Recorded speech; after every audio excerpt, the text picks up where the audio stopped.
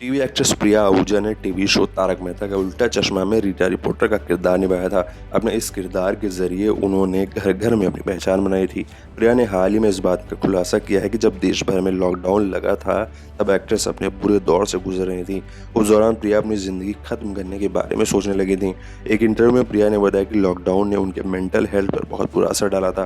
खुद के अलावा उन्हें अपने बेटे अरदास का भी ख्याल रखना था, जो पहले लॉकडाउन के दौरान कुछ महीने का ही था। अपने बुरे वक्त को याद करते हुए प्रिया ने कहा कि जब मैं अपनी ज़िंदगी के उन दिनों के बारे में सोचती हूँ तो मेरे रोंगटे खड़े हो जाते हैं। तब अरदास कुछ महीनों का ही था और जब लॉकडाउन की अनाउंसमेंट की गई तो मुझे लगा कि ये सब कुछ दिनों में ख़त्म हो जाएगा। लेकिन फिर हमारे पड़ोसियों को कोविड हो गया, जिस कारण हमारा फ्लोर सीज हो गया। हम अपने घर से बिल्कुल भी बाहर नहीं निकल पा रहे थे। उसके तुरंत बाद मुझे कोविड हो गया।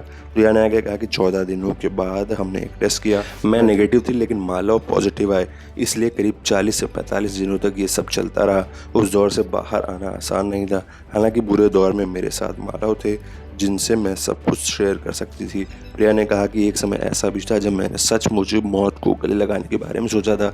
मैं जीना नहीं चाहती थी, लेकिन मैं आत्महत्या से नहीं मरी क्योंकि मुझे डर था कि मैं मरूंगी या नहीं।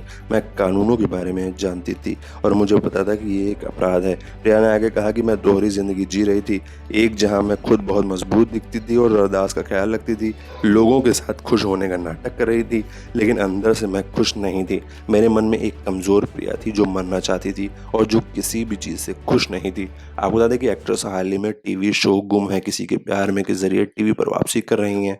उन्होंने इस मौके के लिए अपने पति मालव राजदा को क्रेडिट दिया था। वहीं एक्ट्रेस ने काफ़ी समय पहले ही शो तारक मेहता का उल्टा चश्मा को छोड़ दिया था।